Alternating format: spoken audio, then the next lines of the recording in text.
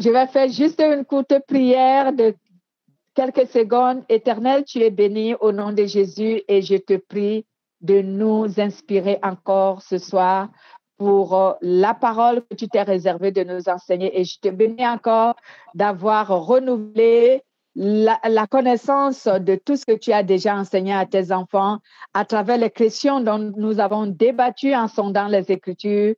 Tu leur as donné des réponses qu'il faut et je te rends toute la gloire. Permets donc que cet enseignement soit encore un plus dans la connaissance que tu veux leur donner afin qu'ils grandissent dans la foi et qu'ils deviennent des hommes adultes, matures en Christ. Sois glorifié. Amen. Nous continuons notre étude sur le livre de Jacques. Nous sommes toujours au chapitre 1. Et aujourd'hui, le thème que nous allons débattre, c'est la religion pure et authentique selon les Saintes Écritures. La religion pure et authentique selon les Saintes Écritures. Nous lisons Jacques chapitre 1, versets 26 à 27. Allez-y. Si quelqu'un croit être religieux sans tenir sa langue en bride, mais en trompant son cœur, la religion de cet homme est vaine. La religion pure et sans tache devant Dieu notre Père consiste à visiter les orphelins et les veuves dans leurs afflictions et à se préserver des souillures du monde. Amen. Amen. Jacques nous dit, si quelqu'un pense être religieux et qu'il n'arrive pas à tenir sa langue en bride, cela veut dire qu'il n'arrive pas à contrôler ses paroles. On veut parler de la parole. Quand on parle de la langue, on fait allusion aux paroles. Donc, si quelqu'un pense qu'il est religieux et qu'il est incapable de contrôler les paroles qui sortent de sa bouche, Jacques dit ici, la religion de cette personne n'est pas vraie. Elle est vaine. Et il dit, la vraie religion ici consiste à quoi? Il consiste à visiter les orphelins, les veuves et à se priver de la souillure du monde. Donc, voici donc notre thème, la religion pure et authentique selon les Saintes Écritures. Donc, en fait, il y a plusieurs religions, nous le savons. Déjà, qu'est-ce qu'on appelle une religion? La religion est l'ensemble, un groupe de personnes qui prient, invoquent et se soumettent à un seul esprit, au même esprit. C'est ce qu'on appelle religion. C'est la même chose avec la secte. Donc, quand on parle d'une religion, on fait allusion à un groupe de personnes qui adorent un même esprit. Et nous, le christianisme, on est une religion. Parce que l'esprit que nous adorons tous, c'est le Saint-Esprit, l'Esprit de Jésus-Christ. C'est pour cela qu'on est une religion. Maintenant, la Bible nous dit ici, notre thème nous dit ici, la religion qui est pure, authentique, selon les Saintes Écritures. Donc, en d'autres termes, la religion qui plaît à Dieu, c'est laquelle? Est-ce que la religion qui plaît à Dieu, c'est juste parce que dans cette église, on confesse que nous adorons Jésus? Est-ce que c'est tout? Non. C'est pas suffisant. Ben non. C'est pas suffisant. Donc, la religion que Dieu recherche parmi ceux qui se regroupent en son nom, c'est quelle religion? C'est cette religion qui veille à ce que les membres de cette religion, ou encore, c'est une religion qui veille à ce que ses fidèles soient sanctifiés et que ces fidèles aient une relation personnelle et saine avec le Saint-Esprit. Donc, en d'autres termes, qu'est-ce que je veux ici dire? Je veux dire que déjà pour qu'une religion soit connue, que cette religion adore Dieu, il faut que cette religion soit dirigée par le Saint-Esprit.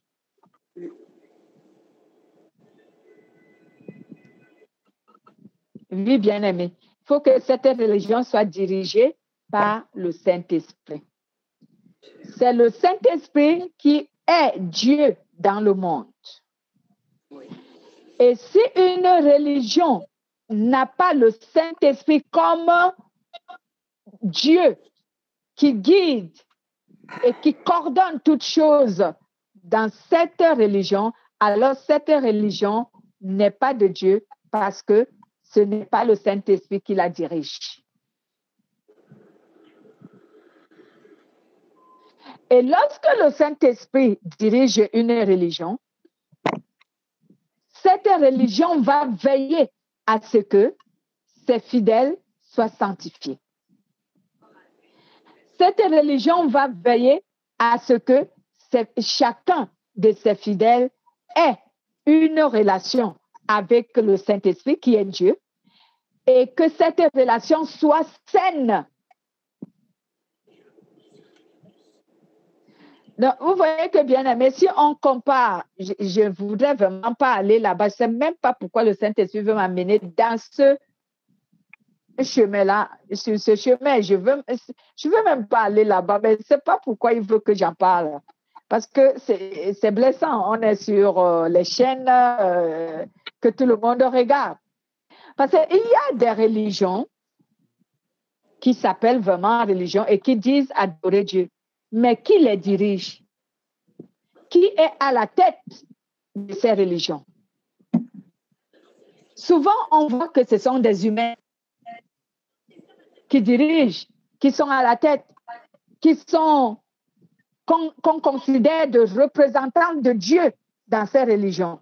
Mais, entre nous bien-aimés, est-ce qu'un être humain peut vraiment être le représentant de Dieu sur la terre? Non. Non.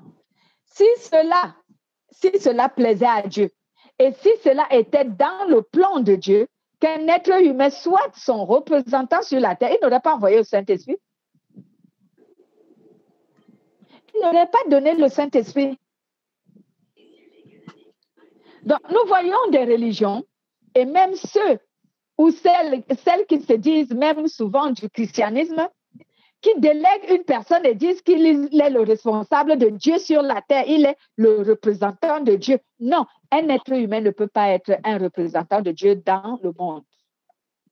Le Saint-Esprit est le seul représentant de Dieu ici parce que c'est lui Dieu. Le Saint-Esprit est dans le monde. Je ne citerai pas les autres religions, mais je cite celle qui veut se passer pour une religion chrétienne. J'ai souvent entendu les catholiques dire que le pape était le représentant de Dieu sur la terre. Le pape ne peut pas être le représentant de Dieu. Jamais. C'est lui qui est le représentant de Dieu sur la terre. C'est Dieu lui-même. C'est le Saint-Esprit. Donc, pour qu'une relation puisse plaire à Dieu, il faut qu'à la tête de cette église ou de cette religion, c'est le Saint-Esprit qui doit diriger.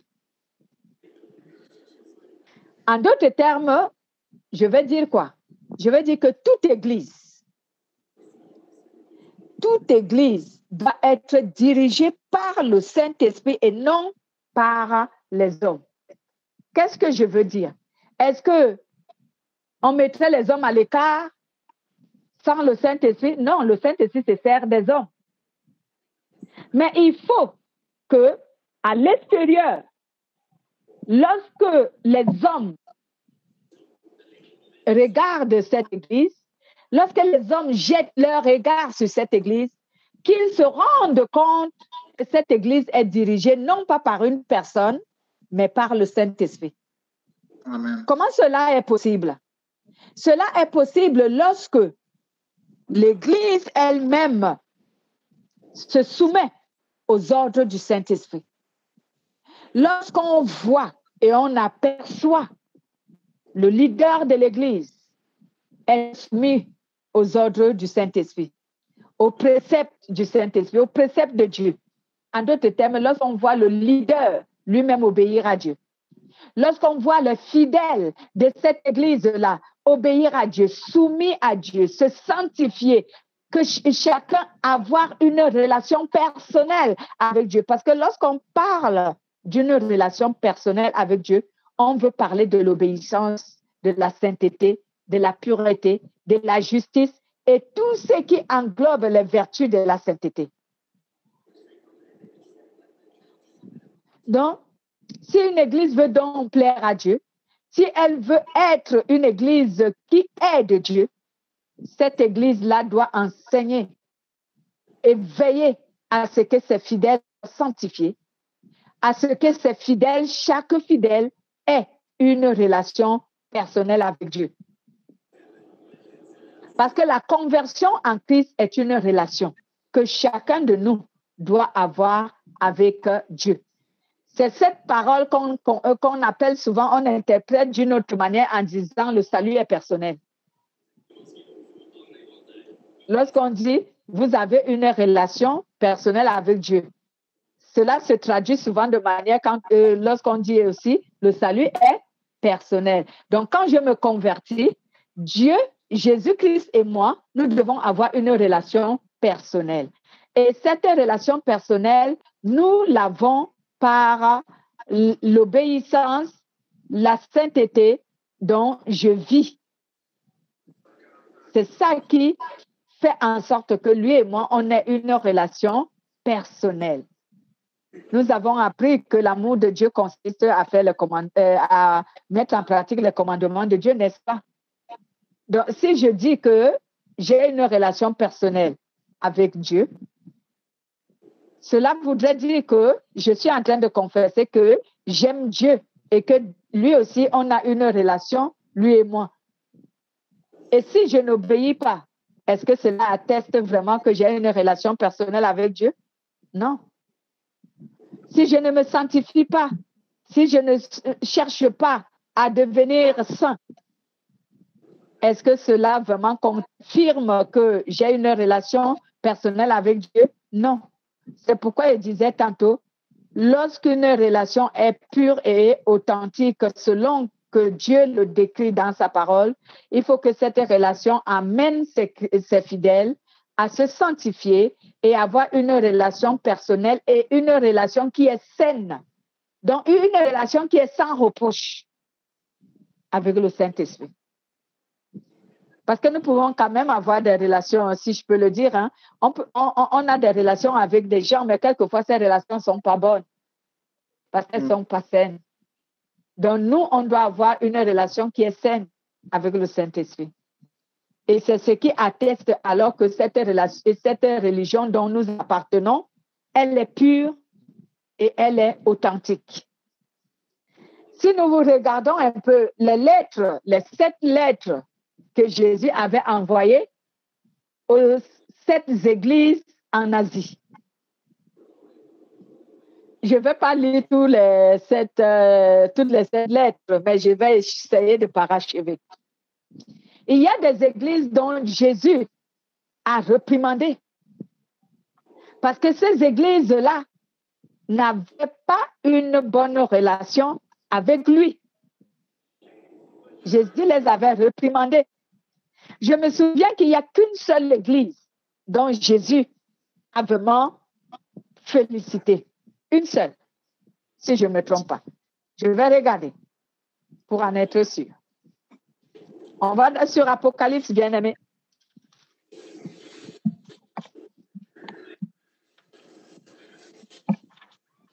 Apocalypse, qui peut nous lire Apocalypse chapitre 2 à partir du verset 8 jusqu'au verset 11. Il s'agit de l'église de Smyrne.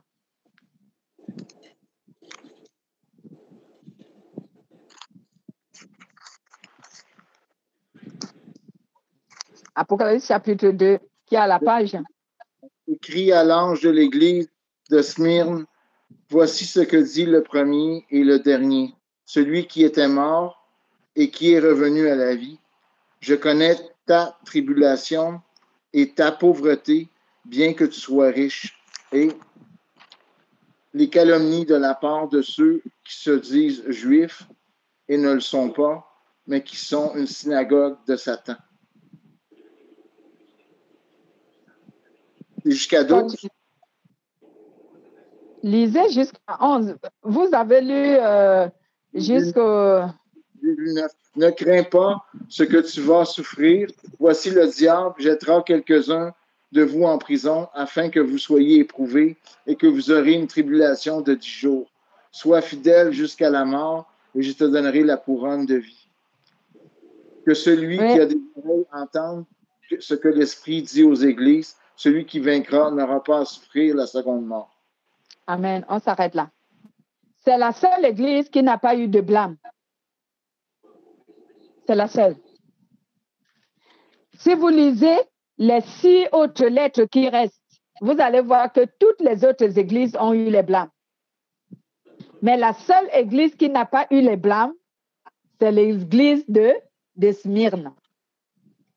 Je vous donnerai cela comme leçon. Allez lire les 6 autres lettres à la maison et vous vous rendrez compte de ce que je venais de vous dire. La seule église qui n'a pas eu de blâme, c'était la seule, l'église de Smyrne. Mais toutes les autres 6 églises, elles ont eu des blâmes. Jésus dit à l'église de Smyrne, voici ce que dit le premier et le dernier. Celui qui était mort et qui est revenu à la vie. Je connais ta tribulation. Donc, tu vois, cette église était persécutée. Je connais ta tribulation. Je connais ta pauvreté. Bien que, et même il dit, et pourtant, tu es riche. Jésus veut dire quoi? Il veut dire, quand il dit, je connais ta pauvreté, cette église était le genre d'église que tout le monde méprisait. Okay. C'était le genre d'église où rien ne brillait. Parce qu'aujourd'hui, pour dire qu'une église est la meilleure, elle est la grande, il faut qu'ils aient un très, très grand, gros édifice. Il faut qu'on ait des chaises, je ne sais quoi. Il faut qu'il y ait tout le luxe du monde pour qu'on apprécie et qu'on dise que c'est une grande et véritable église. Mais cette église était le genre d'église que les gens passaient inaperçus. Personne n'avait même envie d'y entrer. C'est pour cela que Jésus dit, je connais ta pauvreté. Mais et pourtant, tu es riche. Donc, aux yeux de Dieu, c'était l'église la plus riche. Pourquoi? Parce que dans cette église, il y avait ce qu'on appelle, et se manifestait, si je peux dire, dans cette église se manifestait la véritable religion. Parce que cette église était dans le vrai. Cette église enseignait la vérité. Cette église observait la volonté de Dieu. Si elle n'observait pas la volonté de Dieu, Jésus allait les réprimander sur ce qu'ils faisaient comme péché. Mais quand vous lisez toute la lettre que Jésus leur a écrite, il n'y a pas de blâme. Alors que toutes les autres églises ont eu les blâmes. Mais eux, ils n'ont pas eu les blâmes. Ils ont eu plutôt des encouragements. Jésus leur a dit, et pourtant vous êtes riches. Et vous supportez les calomnies de ceux qui se disent juifs et qui ne le sont pas. Jésus veut dire quoi ici? Il veut dire que il y a les gens qui se nomment juifs tout simplement parce qu'ils sont israélites. Mais ils ne sont pas juifs selon la foi parce qu'ils n'ont pas la foi en Jésus. C'est ce qu'il voulait dire. Il dit ici, et qui ne le sont pas, mais qui sont de la synagogue de Satan. Il dit donc, ce sont les serviteurs de Satan.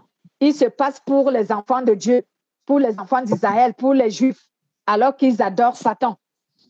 Et il dit ici que ne craignez pas de ce que vous allez souffrir. Voici que le diable va vous jeter quelques-uns d'entre vous en prison, afin que vous soyez éprouvés et que vous aurez une tribulation de 10 jours. Soyez fidèles jusqu'à la mort. est-ce que vous comprenez cette parole? Soyez fidèles jusqu'à la mort. Jésus savait que certains vont mourir. Mais il les a encouragés en leur disant, soyez fidèles. Même si la mort arrive, soyez fidèles. Et je te donnerai la couronne de vie. Cette église était une religion pure et authentique. Parce que cette religion, il souffrait. Il souffrait de la tribulation. Il souffrait de la calomnie de certains, des moqueries de certains, des railleries des autres. Parce que matériellement, cette église-là n'avait pas les moyens. Mais spirituellement, cette église était riche parce qu'elle plaisait à Dieu. C'est cela la richesse. Elle plaisait à Dieu. Parce que tous ceux de cette église faisaient la volonté de Dieu. Tous ceux de cette église étaient sanctifiés. Tous ceux de cette église se soumettaient à Dieu. Malgré qu'ils souffraient, ils étaient calomniés, il manquait beaucoup de choses. Ils ne vivaient pas dans le luxe. Et Jésus leur a dit que ce n'est même pas tout. Satan va vous persécuter. Il va jeter certains d'entre vous en prison. Il va vous persécuter. Et certains d'entre vous vont mourir. Mais soyez fidèles jusqu'à la mort. C'est que persévérer dans la sainteté jusqu'à la mort.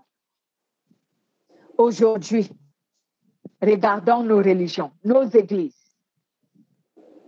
Est-ce que Jésus peut vous envoyer une telle lettre aujourd'hui? De toutes les églises qui existent, est-ce qu'une telle lettre peut apparaître dans une église aujourd'hui? Parce qu'aujourd'hui, l'église est devenue le monde. Donc, la mondanité dans l'église. Le monde dans l'église. Toutes les... Oui.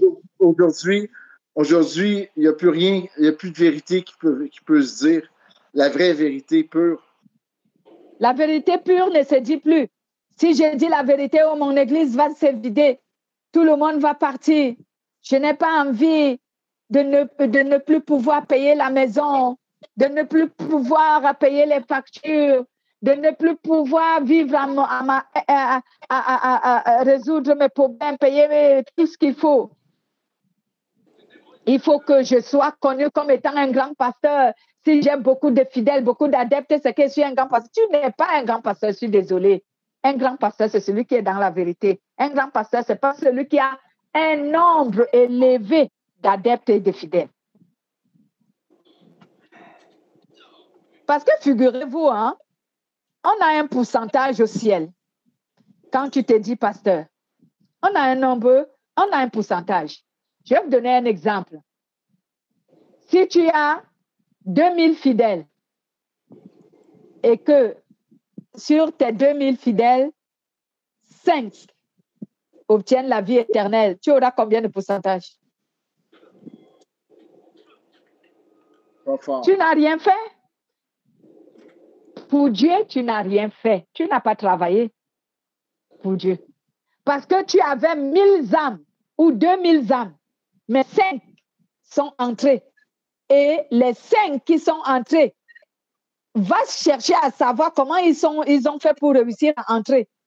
Peut-être que personnellement, ils se donnaient des efforts tout seuls avec le Saint-Esprit pour pouvoir obéir à Dieu. Parce que tu ne leur as rien enseigné. Tu n'as rien fait. Mais je prends l'exemple pour quelqu'un qui a 10 fidèles et que sur les 10 fidèles, il réussit à faire entrer dans le royaume de Dieu 8. Il a plus de pourcentage que toi qui avais 2000 fidèles et qui n'a fait entrer que 5. Ouais.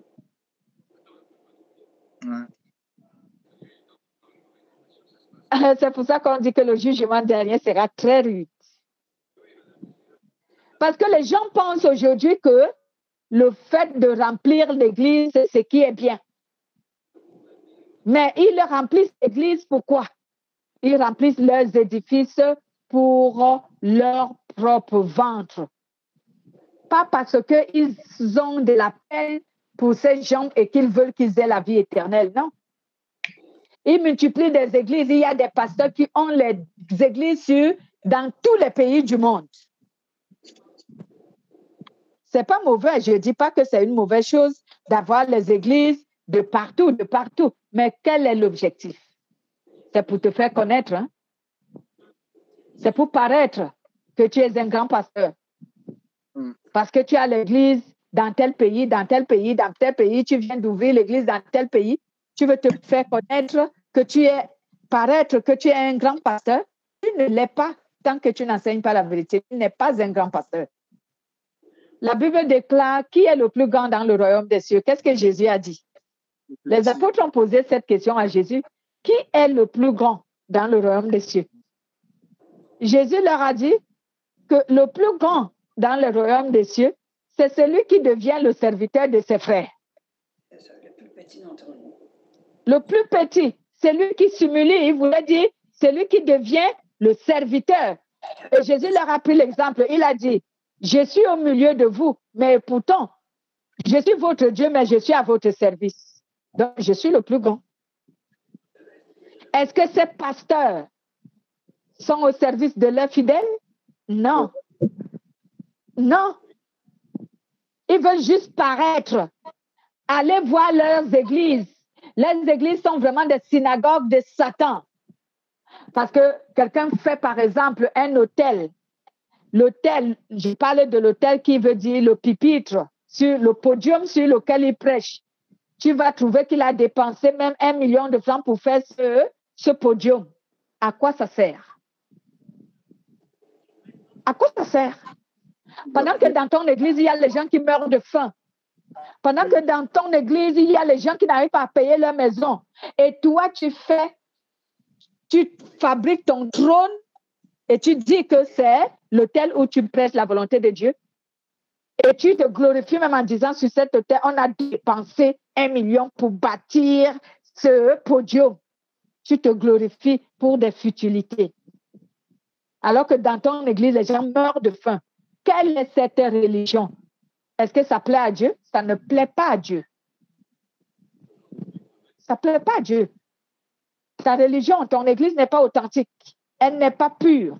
Elle n'est pas authentique. Cette église de Smyrne, elle était pauvre. Donc, si on se met à vérifier, son édifice n'était pas le genre d'édifice qui attire l'attention des gens. C'était même le genre d'édifice que quand tu passes par là, tu n'as même pas envie de mettre ton pied si tu es charnel.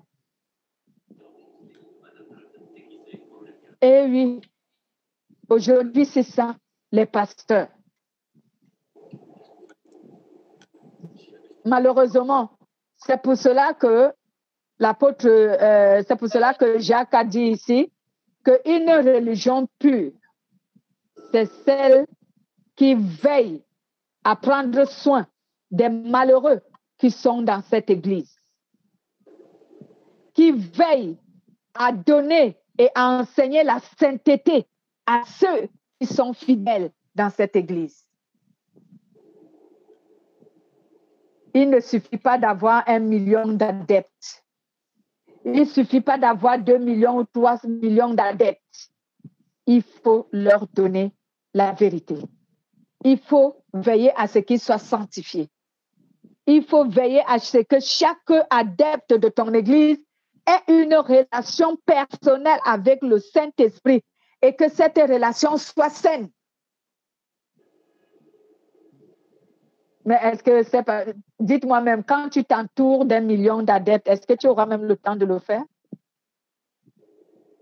Est-ce que tu peux? Regardez les messages fascinants, si je peux dire ça, les messages flatteurs qui sont aujourd'hui dits. On ne prêche les gens que sur leur vie sociale, ce qu'il leur plaît, ce qu'ils attendent et ce qu'ils veulent entendre. On ne parle pas, on ne parle plus, on ne condamne plus le péché. On ne le condamne plus. On ne dénonce plus le péché. On ne dépouille plus les chrétiens. Non, parce que si je dépouille, ils vont tous partir. Je n'aurai plus la dîme. Je n'aurai plus de dons.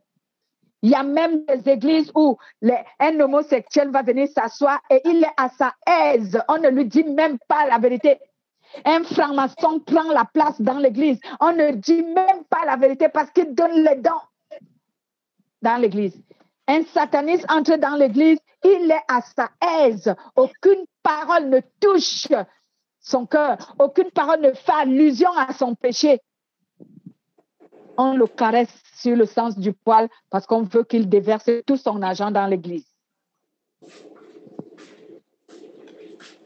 Une religion pure et authentique, selon les Saintes Écritures, c'est celle qui dit la vérité.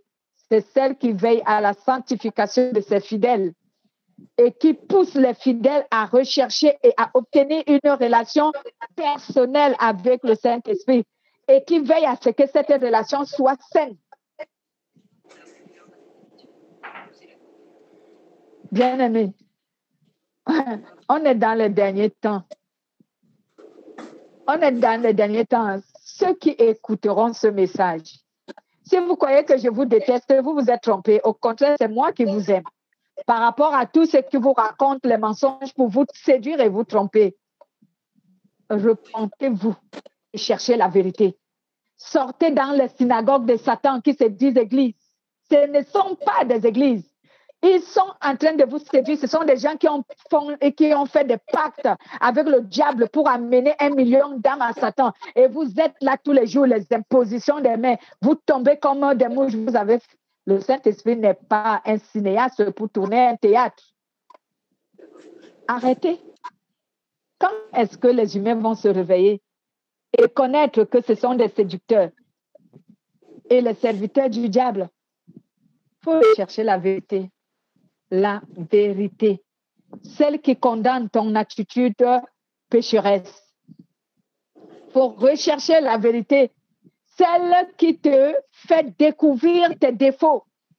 Il faut rechercher la vérité, celle qui juge ton cœur tous les jours.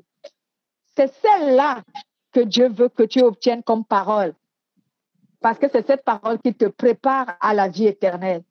Mais si tu continues à suivre les fables du monde, les paroles qui te parlent que du social, qui te parlent de ce que tu veux entendre, qui te promet monts et merveilles.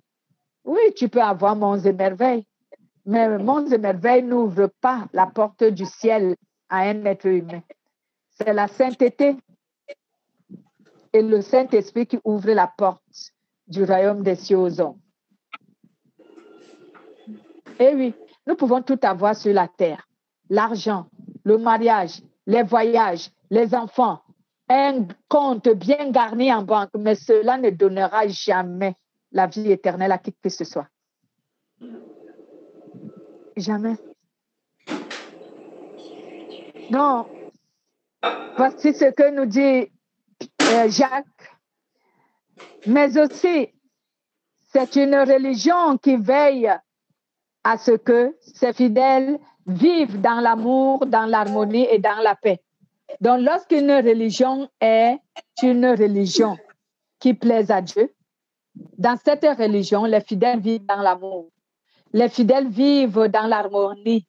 Les fidèles vivent dans la paix. Et même en dehors de cette religion, ces fidèles pratiquent l'amour, la paix et l'harmonie. C'est quoi cette histoire aujourd'hui que, au nom de Dieu, on doit tuer les gens? Est-ce que c'est vraiment une religion qui vient de Dieu, ça?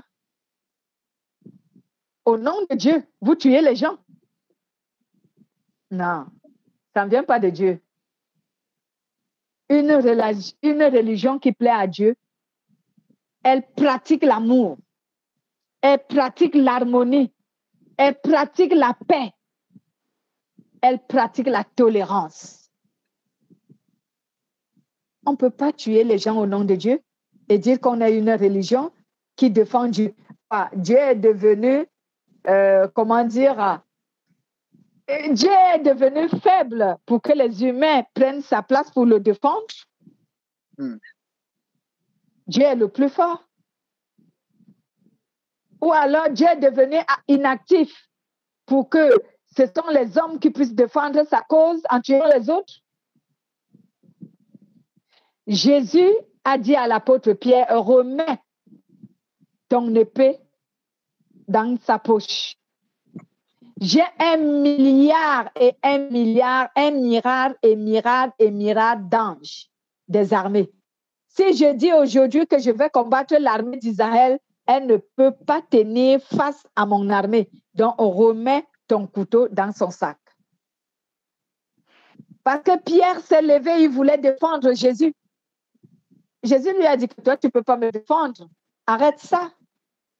J'ai à ma disposition toute une armée qu'aucune armée de la terre ne peut supporter. Qui donc nous a dit qu'au nom de Dieu, on doit tuer? Qui nous a dit qu'au nom de Dieu, nous avons l'autorisation de faire du mal pour défendre la cause de Dieu? Donc Dieu est devenu un enfant et nous, on est devenu un Dieu. On le défend maintenant. Au lieu que c'est lui qui nous défende, nous, on défend sa cause. Dieu est capable de se défendre tout seul. Il est Dieu. On n'a pas à le défendre. Donc, tu ne peux pas te permettre de te battre contre une personne parce qu'il a insulté le Dieu que tu adores. Non. Dieu est capable de se défendre. Si quelqu'un insulte ton Dieu, laisse-le. Dieu va se défendre lui-même. Il ne t'a pas insulté, il a insulté ta foi. Il a insulté ta croyance. Laisse-le. Tu n'as pas à l'abattre parce qu'il a insulté ta croyance ou parce qu'il a jugé mal ta foi. C'est ça qui montre les fausses religions. Ce sont les hommes qui défendent maintenant la cause de Dieu. Dieu lui-même est incapable de défendre sa cause. Vous croyez que c'est une religion, ça, qui plaît à Dieu? Non. Non. Cette religion ne peut pas à Dieu. Parce que Dieu défend les humains. Et les humains ne peuvent pas défendre Dieu. Il est Dieu quand même. Donc, nous, on doit faire quoi? À cause de l'amour que nous avons entre nous, si nous disons que nous sommes une religion qui plaît à Dieu, on doit vivre dans la sainteté. On doit apprendre à prendre soin des nôtres. Donc, tu ne peux pas avoir à manger chez toi. Ton frère vient et il crie de faim et tu lui dis, prions et Dieu va te donner à manger alors que tu as mangé dans ta maison. Oui, les chrétiens le font. Prions, Dieu va te donner à manger. Au lieu d'aller te servir un plat à ton frère et lui donner, tu lui dis prions, Dieu va te donner à manger. Non. Et surtout, la Bible nous dit de prendre soin des orphelins et des veuves. Les orphelins et les veuves. On ne dit pas qu'on ne doit pas prendre soin des autres frères et sœurs qui ont besoin d'aide. Mais les prioritaires, ce sont les veuves et les orphelins. Et même pas tous les veuves, parce qu'il y a un passage dans la Bible, dans le livre de 1 Timothée, et même dans le livre de 2 Timothée, où l'apôtre Paul donne une certaine description de quelle est la veuve qu'on doit aider. On ne doit pas aider comment dirais-je, on ne doit pas aider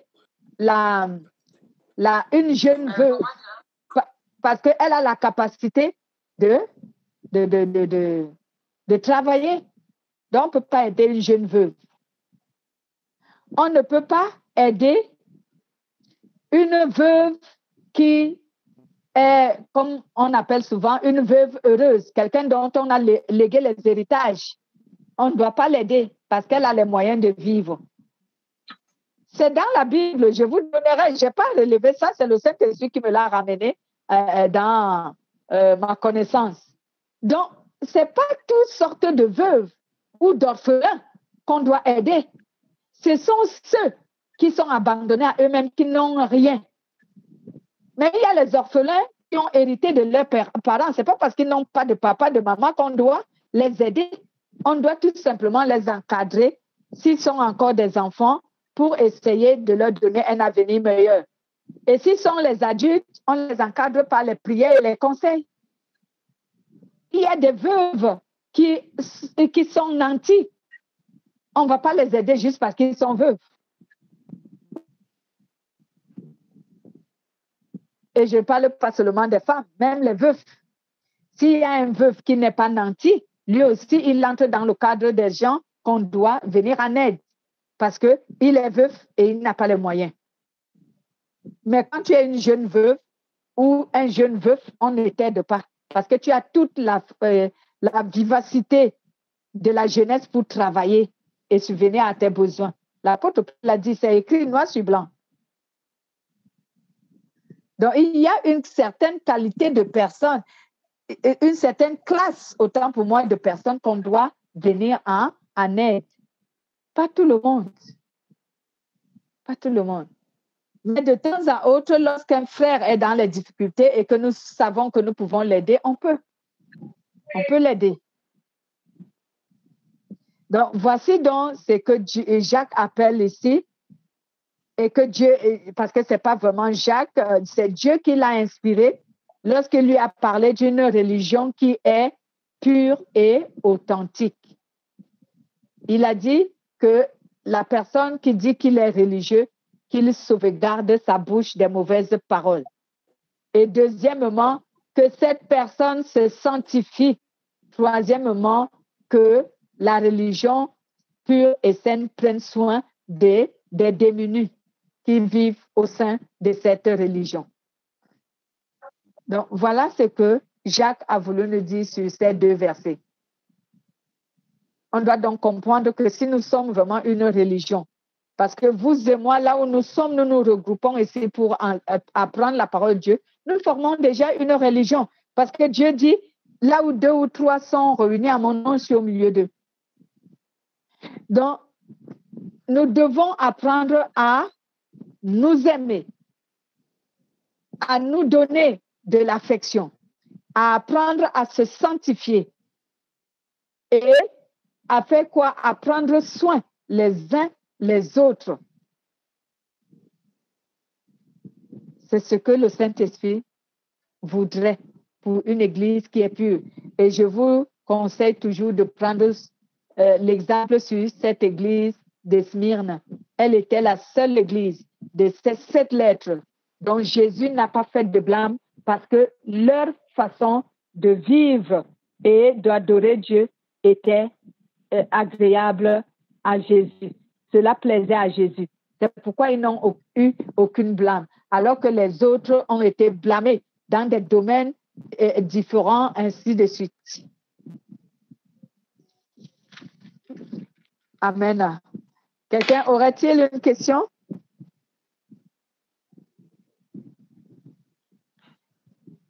Ah, je vois que la connexion a lâché certaines personnes.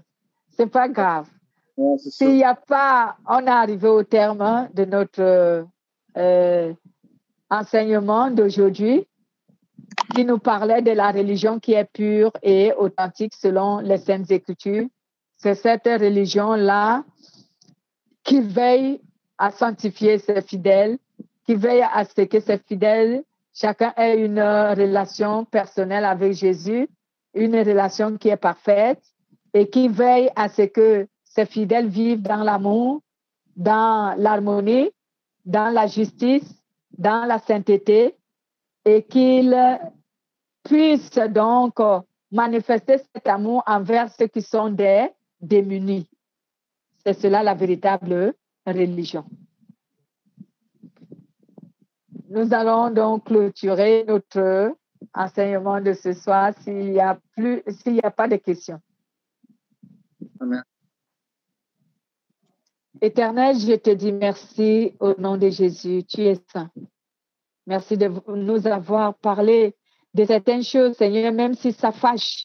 On sait que ta parole est comme une épée à double tranchant qui vient séparer la jointure et la moelle, qui juge les pensées et les sentiments du cœur.